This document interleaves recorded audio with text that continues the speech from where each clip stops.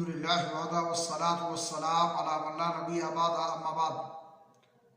इस्लामी भाइयों, घर जिसे इंसान रिहाइश के लिए बनाता है उसमें कुरान करीम की तिलावत और सुनन और नवाफिल का अहतमाम भी होना चाहिए, क्योंकि वो घर जिसमें सुनन और नवाफिल का अहतमाम ना हो वो कब्रस्तान के मानिंद होता है।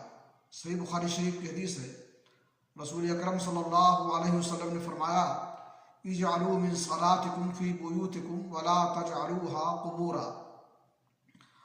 अपनी नमाजों का कुछ हिस्सा घरों के लिए रखो और उन्हें कब्रस्तान न बनाओ। एक दूसरी हदीस में है, अफ़दलु सलातिल मरई फी बैतिही इल्लल मक्तूबात। इंसान की वो नमाज सबसे अफजल होती है और बेहतर होती है जो घर में अदा की जाती है। फ़र्ज़ के अलावा फ़र्ज़ नमाज के लिए मस्जिदों में जाना चाहिए और सुनन और नवाफिल का घरों में एहतमाम करना चाहिए। अल्लाह रब्बुल आलमीन से दुआ है कि अल्लाह ताला हमें नबी की सुन्नत पर अमल करने की तौफीक अता फरमाए। वाखिर दवाना अल्हम्दुलिल्लाहि रब्बिल आलमीन।